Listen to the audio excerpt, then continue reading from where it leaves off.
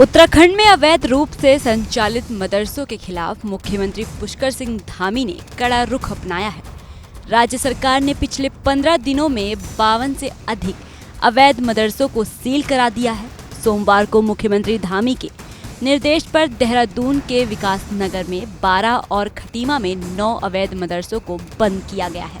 इससे पहले विभिन्न जिलों में 31 मदरसों पर कार्रवाई हो चुकी है। उत्तराखंड में लंबे समय से कई मदरसे बिना सरकारी मान्यता के संचालित हो रहे थे। इन मदरसों के खिलाफ स्थानीय लोगों की भी शिकायतें मिल रही थी। आरोप था कि कुछ स्थानों पर मदरसों की आड़ में सरकारी और निजी जमीनों पर अवैध कब्जे किए जा रहे थे। इसके अलावा कई मदरसों में बच्चों को बिना किसी मान्यता प्राप्त पाठ्यक्रम से पढ़ाया जा रहा था, जिससे शिक्षा की गुणवत्ता पर भी सवाल उठ रहे थे। प्रदेश सरकार को ऐसी भी सूचनाएं मिली थी कि कई जगहों पर ये मदरसे धार्मिक आस्था के नाम पर जनसंख्या असंतुलन की कोशिशों में शामिल थे। इन सभी गतिविधियों को देखते हुए धामी सरकार ने स्पष्ट कर दिया था कि प्रदेश में किसी भी तरह की अवैध गतिविधियों को बर्दाश्त नहीं किया जाएगा।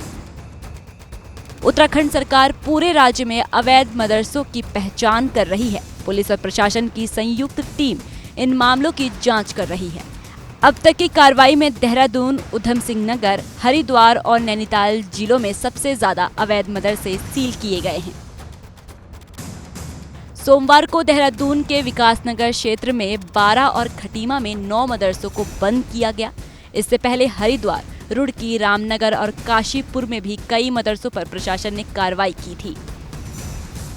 सरकार का कहना है कि कई मदरसे अवैध रूप से सरकारी या निजी जमीनों पर बनाए गए थे। जमीनों पर कब्जे की शिकायतों को देखते हुए प्रशासन ने सर्वे किया और जिन मदरसों के पास वैध दस्तावेज नहीं मिले, उन्हें सील कर दिया गया।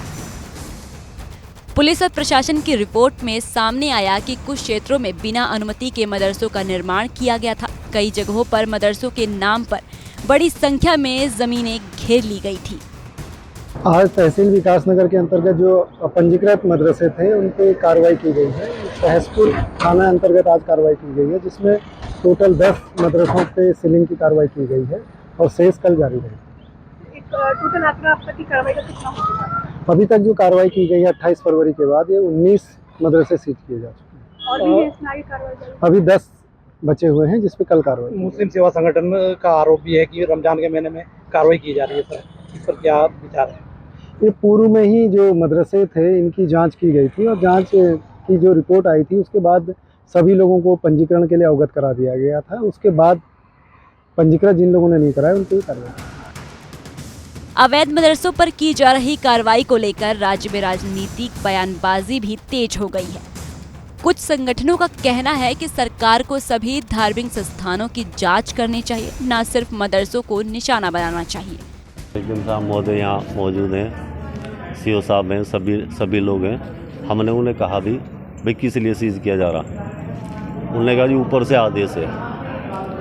किस लिए आदेश है हमें ये तो पता होना चाहिए। हमारे मदरसे में ना तो हम मदरसे के नाम से कोई मदरसा बोर्ड चला रहे हैं और ना ही कोई किसी किस्म का वो चला रहे हैं। यहाँ पे हमारा जो ये एक तरह से पूरे गांव को पता है और पूरे समाज को पता है कि नमाज जनाजा यहाँ पढ़ी जाती है और बाहरी कैंप जो अस्पतालों के कैंप लगते हैं वो यहाँ पे लगते हैं और गांव के लिए जो बारातें ठहरती हैं वो यहाँ पे ठहरती हैं इस जगह पे। हमने रखा था, इस मदरसे का नाम भी रखा था, लेकिन जब हमें पता चला भाई हमें मान्यता नहीं मिली, हमने ट्रस्ट भी बना रखा था और उसके बाद मदरसे की मतलब ये जो ज़मीन है हमारी अपनी ज़मीन है, कोई किसी समाज की ज़मीन नहीं है या कोई किसी तरह की कब्ज़ा किया हुआ ज़मीन नहीं है, भाई हमारी अपनी ज़मीन है। नहीं तो मदरसा चल रहा है, नहीं मदरसा तो चल ही नहीं रहा है सर। मदरसा बच्चे पढ़ाए जा रहे हैं। नहीं, बच्चे पढ़ते हैं, यहाँ स्कूल के बच्चे पढ़ते हैं, वो ट्यूशन के लिए बच्चे आते हैं। क्या पढ़ते हैं वो ट्यूशन पढ़ाती है। बच्ची खड़ी है हमारे सामने, जो प्रधान है, शाइना प्रधान है, बेटी है हमारी, वो बच्ची उनको पढ़ाती है, ट्यूशन पढ़ाती है। हालांकि सरकार का तर्क है कि ये कार्रवाई किसी विशेष समुदाय के खिलाफ नहीं है, बल्कि अवैध गतिविधियों को रोकने के लिए की जा रही है। सरकार ने यह भी साफ किया कि सभी कानूनी रूप से संचालित मदरसों को किसी भी तरह की परेशानी नहीं होगी। उत्तराखंड सरकार ने संकेत दिए कि यह अभियान आगे भी जारी रहेगा। पुलिस और प्रशासन को सभी जिलों में सर्वे करने के निर्देश दिए गए हैं। जिन संस्थानों के पास सही दस्तावेज नहीं होंगे उन्हें बंद कर दिया जाएगा।